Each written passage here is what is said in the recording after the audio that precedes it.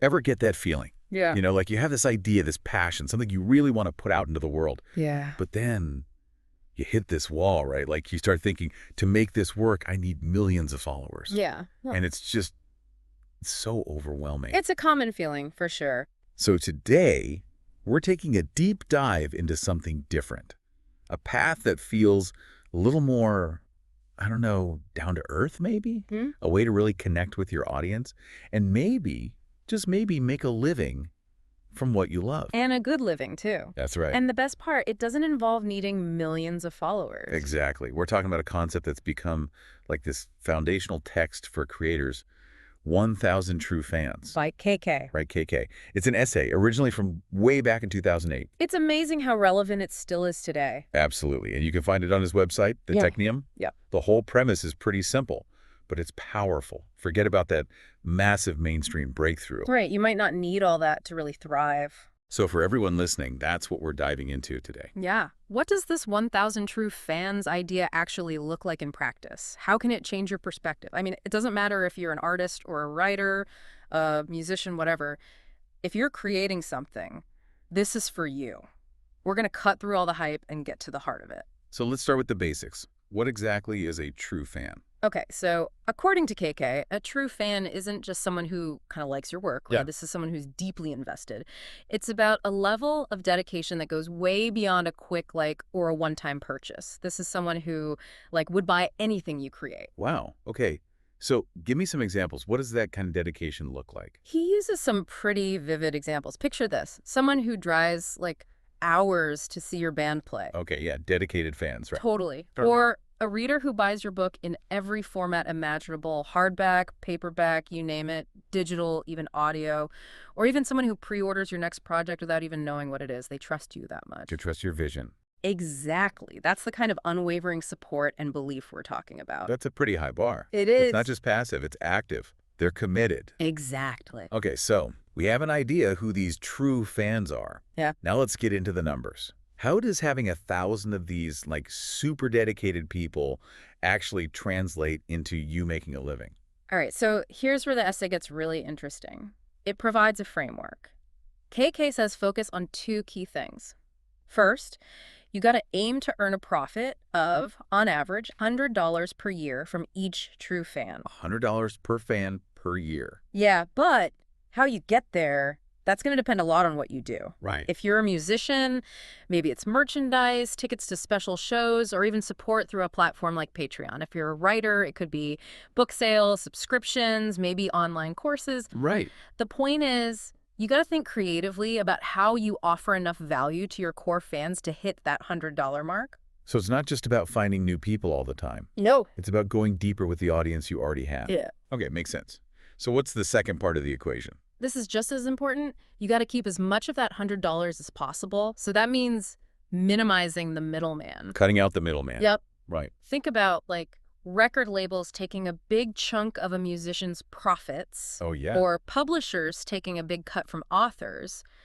By selling directly to your audience through your own website or platform, whatever, you get to keep more of the money. Right. So if you have those 1,000 true fans, and each of them is giving you an average of $100 a year. That adds up to $100,000 a year. Exactly. Wow. And for most creators, that's a pretty good living. That's a huge difference from the pressure of trying to go viral or, like, become a mainstream success. It actually feels possible. Right. Way less intimidating. Is that part of why this idea is so appealing? I think so. I mean, the idea of needing to reach millions of people, especially when you're just starting out. Especially when you're starting out. Yeah, it can be totally overwhelming. And honestly, for most people, it's just not realistic. But 1,000, that feels doable. KK even says you might be able to remember 1,000 names. It's a much more human scale. Right. He even did the math. If you gain just one new true fan every single day, you could hit that 1,000 mark in less than 3 years. Steady growth. Yeah, slow and steady. It feels much more manageable than those like boom and bust cycles of chasing, short-lived fame. So this 1,000 number, Mm. is it like a hard and fast rule, or can it change? That's a really good question. And KK actually stresses that 1,000 is more of a benchmark. But wait to think about it. The actual number, it'll naturally change. So let's say what you're making has a lower profit margin. Okay. Maybe it's $50 per fan per year on average. Well, then you might need closer to 2,000 fans to reach that same income goal. Right. On the flip side, if you offer higher value stuff, things that bring in more money per fan, maybe even $200 per year. Then you only need 500 true fans. Exactly. And your own financial needs play a role too, of course. Of course. And if you're working with a team, a duo, or a band, more people. Yeah. You'll need more fans to support everyone. Right. Does it increase exponentially, though? Yeah. Like if you have a team of 5 people, do you need 5,000 fans? Interestingly, KK points out that it's usually linear, not exponential. So a team of 5 might need something like 5,000, yeah. That makes a lot of sense. Yeah. Now, the essay also talks about other types of fans, right? Not just the diehards. Yes. Like people who are still part of your world, but maybe not buying every single thing you put out. Right. He talks about these different levels of fans, kind of like rings radiating outward. Oh, that's a cool way to visualize it. Yeah. At the center, you've got your true fans, the super loyal supporters we've been talking about. Right. But around them, there's a wider circle of like casual fans or regular fans. Okay. These are people who might not buy everything and they might buy less often, but their engagement, maybe they buy one book, stream your music a few times, go to one event, it still counts. Right. They still contribute. Totally. But here's the fascinating part. What's that? The enthusiasm from your true fans, it actually influences these more casual fans. How so? Think about it. If your true fans are raving about your work, sharing it everywhere, it's like the best kind of word-of-mouth marketing. They become your advocates. Exactly. So true fans aren't just about the money they spend. Right. They're like your biggest cheerleaders. Exactly. They bring in new fans. Okay. Now, this whole concept, it feels very much like a product of the internet age. Yeah, for sure. Like, I can't imagine this working as well without the connections and the tools we have now. You're absolutely right. KK makes that connection too. He talks about this huge difference between creating before the internet and now. Back then, creators relied so heavily on gatekeepers. Right. Publishers, record labels, you name it. And you didn't really know who your audience even was. Exactly. But the internet, especially with all the online payment systems we have now, it's changed everything. Now, no matter where you are, you can sell directly to your audience anywhere in the world. It could be music, art, writing, software, anything. It's amazing. Like that musician in Oregon selling a song to a fan in Nepal. Exactly. It cuts out all the complexity of the old systems, and the creator keeps more of the profits. It's this direct connection that makes the whole true fan model possible. The internet has, like, democratized distribution. Definitely. And this brings us to the idea of the long tail. Yes. Could you break that down a bit for anyone who's not familiar with the term? What is the long tail, and how does it connect to finding your 1,000 true fans? Sure. So the long tail was this concept that Chris Anderson, he was the editor-in-chief of Wired after KK made famous. Okay. It's basically the idea that all those niche products, all the less popular stuff, when you add up all their sales, they can be as big as or even bigger than the sales of the few mega hits. Interesting. Like, picture a sales chart. You have bestsellers at the top, right? That's the head. Okay. But then you have this long tail of everything else. Gotcha. And what platforms like Amazon and Netflix showed us is that there's a lot of money to be made in that long tail. They figured out how to use algorithms and recommendations to help people discover all those niche products. So how does that help an individual creator, someone looking to build their 1,000 true fans? Because no matter how niche your work is, no matter how specialized, there are probably people out there who love it. They're somewhere in that long tail. So there's hope for even the most, specific interests. Absolutely. And KK makes this point. He says that almost anything you can make or even just think of will resonate with at least one person in a million. 1 in a million. Yeah. But think about the internet's reach. That's like 7,000 people worldwide. So finding 1,000 true fans within that group, it becomes less daunting. The challenge is not making something that everyone will love, but making it easy for those 1 in a million people to find you. And that's where big corporations, those traditional gatekeepers, they struggle, don't they? Yeah, they do. Like connecting with those niche audiences. Exactly. Their whole model is about mass appeal, right? They need to reach huge numbers to justify their costs. But catering to smaller, super specific audiences scattered all over the world, that's not really their strength. Right. And that's where individual creators have an advantage. You can be nimble, you can focus on those one in a million fans in a way that a big corporation just can't. So the long tail is this, like, open playing field for individual creators. Definitely. And the internet and social media are the tools that let you connect. That's really exciting. Yeah. The essay also highlights crowdfunding as a tool for connecting with fans and getting support. Yeah, crowdfunding's been a game changer for creators. Absolutely. Platforms like Kickstarter and Patreon, they give you a way to directly ask your audience for support. Right. Kickstarter's more project-based, like you raise money to record an album or make a film. Right. Patreon is more for ongoing support. Fans contribute a set amount each month, and it helps the creator keep making work. Yeah, and KK points out that a lot of successful Kickstarter projects, they hit their funding goals with way less than 1,000 backers. So even with a small but dedicated fan base, you can make it work. Exactly. Your fans become your patrons, basically. Yeah, they're directly investing in your work. I think that creates a really special connection. For sure.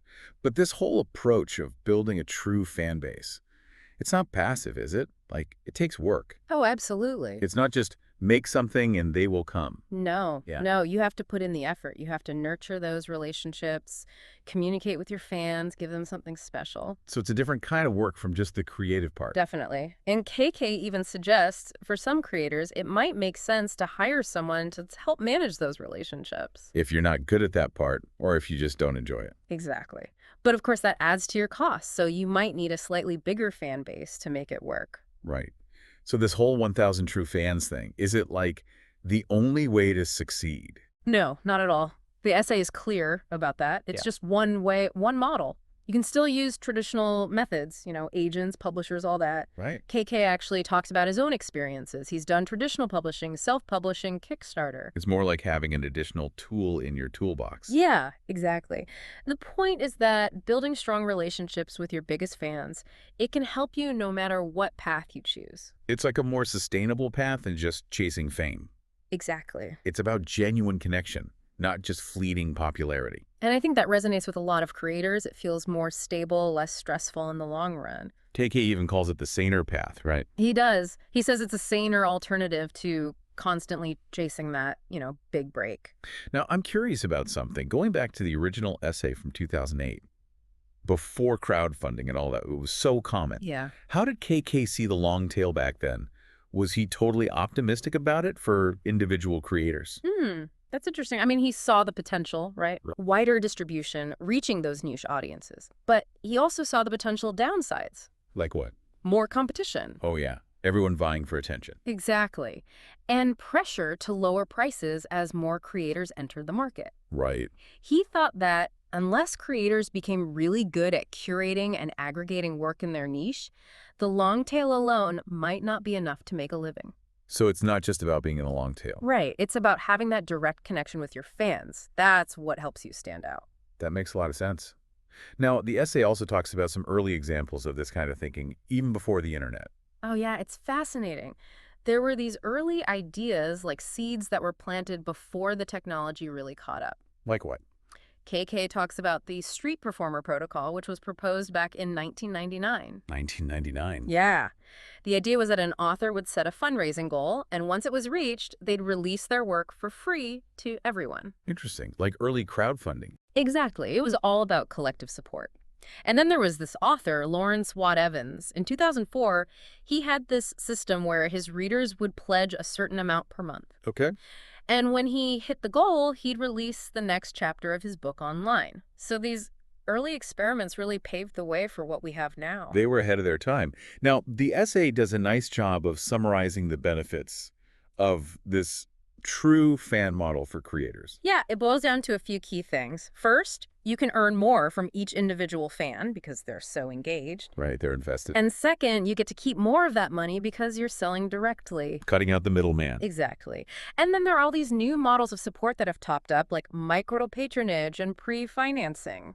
You mentioned micro-patronage earlier. Can you explain a bit more about what that is? Sure. Micro-patronage is all about small recurring contributions from your fans. Usually through platforms like Patreon or membership sites. It's not just a one-time purchase. It's more like fans pledge a few dollars each month, and it helps the creator have a more stable income. Like a subscription. Kind of, yeah. Oh. And it makes fans feel like they're part of the process, directly contributing. Right. And it gives the creator a more predictable income stream. Feels like it deepens the connection, too. Oh, absolutely. It's Yeah. a two-way street. And the essay actually shares a concrete example of this model in action. It talks about a musician, Jill Sobule. I love her music. She used crowdfunding to raise money for an album. Okay. And what's cool is she had all these different pledge levels. You could donate a small amount to get a digital download of the album, or you could pledge more and get to sing on the album with her. Wow. She even had a pledge level where you could get her to play a private concert for you. It's a great example of how creators can offer unique experiences and rewards that go beyond just the basic product. It's about making it personal. The essay also touches on how tough it was for artists financially before this direct-to-fan model took hold. Yeah. Like, the old way wasn't always so great. It wasn't. KK even mentions a study from the 90s that showed just how little money most artists were making. It was almost expected that being an artist meant being broke. Right. The 1,000 True Fans model is presented as like a path away from that, Yeah. a way to build a more stable, independent career. Not relying on the gatekeepers. Exactly. It really shifts the definition of success for creators. Right. Now, I know we've talked about this 1,000 number a lot, but it's good to remember it's just a guide, right? Yeah, totally. The essay makes it clear that the exact number is going to vary for everyone. Depends on what you make, how much you need to live on, how much support you get from each fan. It's more about the concept than the specific number. Yeah, it's about the idea of a small, dedicated audience. KK even brings up Carl Steadman's concept of the micro-celebrity. What's that? A micro-celebrity is someone who's really well known, but only to a small group of people, maybe around 1,500. It reinforces that idea that you don't need millions of followers to have a real impact. A focused community can be incredibly powerful. And I like that the essay points people to other resources. Oh, yeah, for people who want to dig deeper. So it's not just a theory. Right. There are actual creators who are doing this. He links to a financial disclosure from an artist who's using this model. That's cool. Transparency. Yeah, and there's a video that explains the concepts really clearly. That's great. So yeah, it's all about practical application. Okay, so to sum it up for everyone listening, this deep dive into the 1,000 True Fans concept shows us a different way of thinking about success as a creator. Definitely. It's about building strong, deep connections with a smaller audience. People who truly value what you do and are willing to support you directly. Yes. And the internet, with tools like crowdfunding, makes this possible. It does. It's a path to making a living from your passion, not by chasing viral fame, but by building something real and sustainable. That's the beauty of it. It's about finding those people who really get you. Absolutely. So here's a question for everyone listening. Think about what you're passionate about, your skills, your dreams. Could this 1,000 True Fans idea work for you? What's your unique thing, that thing that would resonate with your 1 in a million people? And how can you start connecting with those people in today's world? It's a challenge, but it's an exciting one. It is. It's about looking beyond the traditional ideas of success and finding a path that feels right for you. Absolutely. And finding your people, Yeah. the ones who get it.